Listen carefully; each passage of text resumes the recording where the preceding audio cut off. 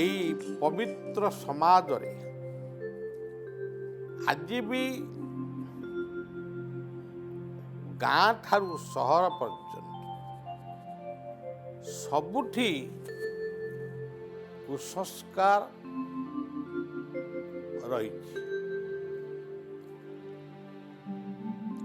ତେଣୁ এই କୁସଂସ୍କାର ଅଯଥାରେ ଅର୍ଥ ହାନି କରୁଛି, ସମୟ ମଧ୍ୟ ଦୁରୁପଯୋଗ କରୁଛି। ଆମେ ବିଶ୍ୱାସ କରିବା କାହାକୁ? ଆପଣ ଭଗବାନଙ୍କୁ ବିଶ୍ୱାସ କରିବେ ନ କରିବେ ଏଇଟା ଆପଣଙ୍କର ବ୍ୟକ୍ତିଗତ କଥା। ମୁଁ ସେ ବିଷୟରେ କିଛି କହୁନି, ଏଇଟା ଯୁଗ ଯୁଗର କଥା।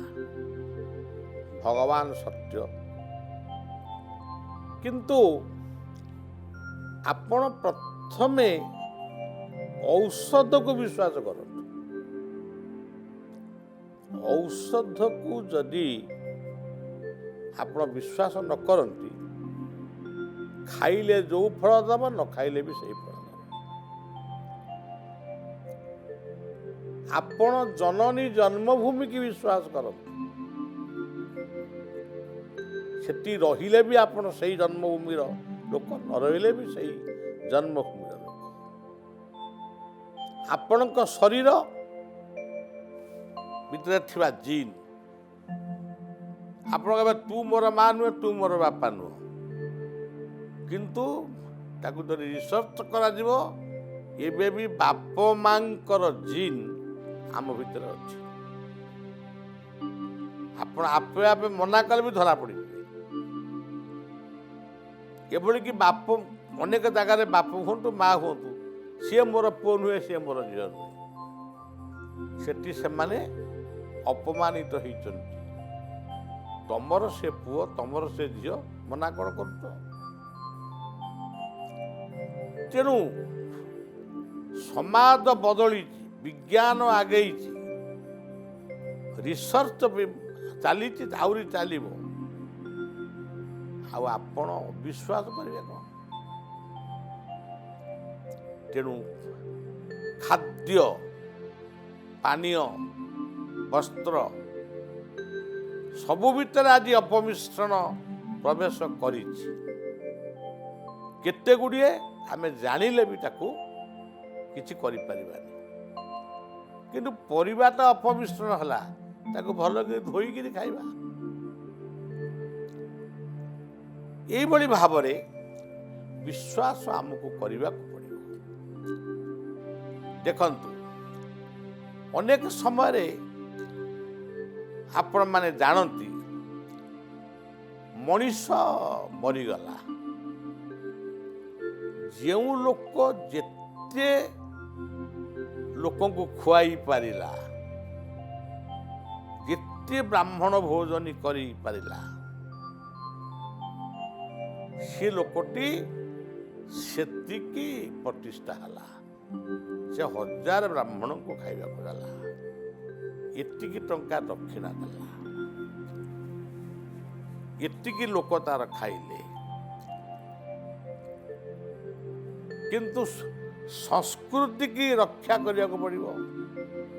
ଆମ ସଂସ୍କୃତି କହିଛି ବ୍ରାହ୍ମଣ ଭୋଜନ କର। ଗୋଟିଏ 5ଟି କି 10ଟି ବ୍ରାହ୍ମଣ ହେଲେ ବି ଚଳିବ। ଛୋଟ ଛୋଟ ପିଲାମାନଙ୍କୁ ଯଦି ତମେ ଖାଇବାକୁ ଦବ, ସେ ତମକୁ କଲ୍ୟାଣ କରିବେନି, ଖାଇଦେଇ ଖୁସି ହେଇ ପଳେଇବେ, ସେଗୁଡ଼ାକ କଲ୍ୟାଣ। ଯେଉଁ ଗ୍ରାମର କି ସହରର ଅତ୍ୟନ୍ତ ପରିଣତ ବୟସର ବୃଦ୍ଧ ବୃଦ୍ଧାମାନେ ଥିବେ, ତାଙ୍କ ପାଇଁ ଭୋଜନଟିଏ କଲେ କେମିତି ହବ? ବା ସେ ଭୋଜନର କିଛି ଅଂଶ ତାଙ୍କ ପାଖରେ ପହଞ୍ଚେଇଲେ ସେ କେତେ ଖୁସି ହେବେ, ତାକୁ କେବେ ଭାବିଛନ୍ତି? ଯେଉଁମାନଙ୍କ ପେଟରେ ଭୋକ ନାହିଁ ତାକୁ ହିଁ ଖାଇବାକୁ ଦେବ। ସେ ଏଇଠି ଟିକେ ଖାଇବେ, କିଛି ବନ୍ଧୁବାନ୍ଧବ ଆସିବେ, ଏଇଠି ଟିକେ ଖାଇବେ, ଟିକେ ରସଗୋଲାରୁ ଟିକେ ଖାଇଲେ, ସେଠି ଗଲେ ଜଲେବିରୁ ଖଣ୍ଡେ ଖାଇଲେ, ଆଉ କେଉଁଠି ଗଲେ ଦହିବରା ଟିକେ ଖାଇଲେ, ମାନେ ମୁଁ ବାହାଘର କି ବ୍ରତଘର ସୁତଘର ଆଟେଣ୍ଡ କଲି। ବ୍ରାହ୍ମଣ ପିଲାମାନେ ବ୍ରତଘର ହୁଅନ୍ତି। ବ୍ରତ ହେଉଛି ଯଜ୍ଞ। ସେଇ ବ୍ରାହ୍ମଣ ଦେବତା ମାନଙ୍କୁ ବଳିଆ ହାତ ଯୋଡ଼ି ପ୍ରାର୍ଥନା କରୁଛି, ଯଦି ବ୍ରତ ଘର କଲ ଜୀବ ହତ୍ୟା କର ନା। କିଏ ଖାଆନ୍ତୁ ନହେଲେ ନ ଖାଆନ୍ତୁ। ଯେଉଁ ରାଜ୍ୟରେ ଆମିଷ ଖାଆନ୍ତି ନାହିଁ, ସେ ରାଜ୍ୟରେ କ'ଣ ଖାଦ୍ୟ ଭୋଜନ କ'ଣ ପ୍ରସ୍ତୁତ ହୁଏ ନାହିଁ? ଆଉ ଯାହାଙ୍କୁ ପଇତାଟିଏ ଦେବା ପାଇଁ ବହୁତ ଖର୍ଚ୍ଚ କଲ, ସେ ପଇତାଟା ଦେବା ପରେ ତମ ଦାୟିତ୍ୱ ସରିଗଲା? ସେ ଗାୟତ୍ରୀ ମନ୍ତ୍ର ଜପୁଛି କି ନାହିଁ?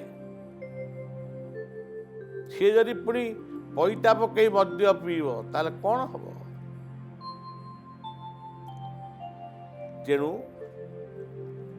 ସବୁ କଥାକୁ ଆମକୁ ବିଚାର କରିବାକୁ। ଗୋଟିଏ ମଣିଷ ମରିଗଲା, ଶୁଦ୍ଧ ଘରେ ଜମିବାଡ଼ି ବିକ୍ରି କରି ସବୁ ଭୋଜନ କରାଗଲା, ଦକ୍ଷିଣା ଦିଆହେଲା। ତାପରେ ଗୋଟେ ଗଣନା ଆସିବ, ୟାକୁ ପୁଷ୍କରା ଲାଗିଛି। ପୁଷ୍କରା ଯଦି ଲାଗିଛି, ସେ ରାତି ଅଧରେ ପୂଜା ହେବ। ଶେଉଳ ମାଛ କ'ଣ ବଳି ପଡ଼େ, ମୁଁ ତାକୁ ଠିକ୍ ଜାଣିନି। ଇଏ ସେବକ ସବୁବେଳେ କହେ, ସେଇଦିନ ଗୋଟେ ଭଲ ବ୍ରାହ୍ମଣ ବୈଷ୍ଣବଙ୍କର ଭୋଜନ କରୁନା, ଟିକେ କୀର୍ତ୍ତନ କରୁନା।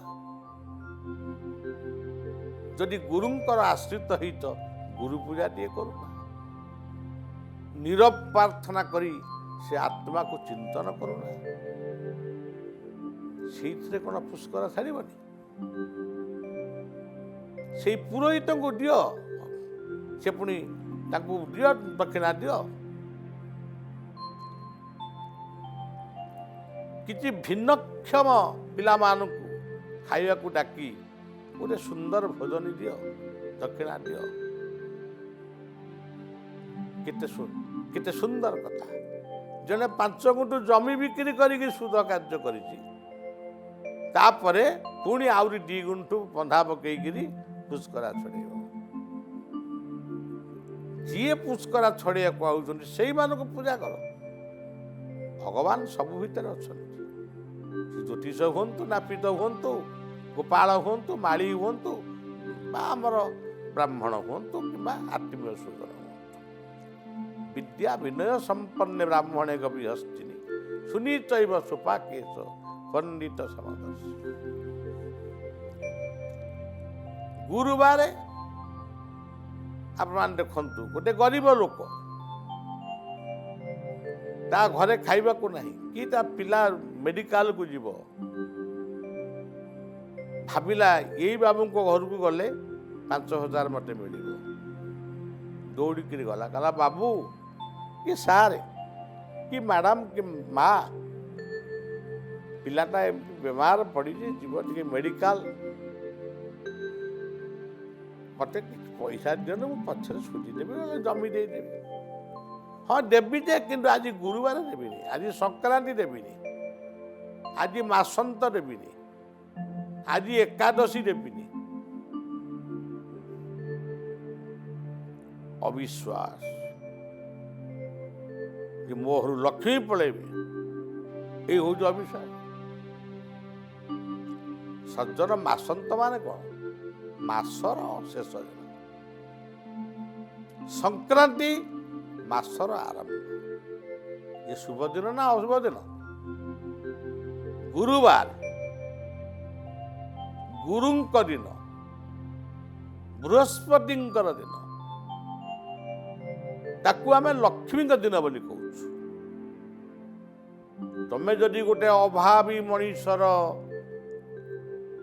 ଅଭାବକୁ ଯଦି ପୂର୍ଣ୍ଣ କରି ତା ମୁହଁରେ ହସ ଫୁଟେଇ ପାରିଛ,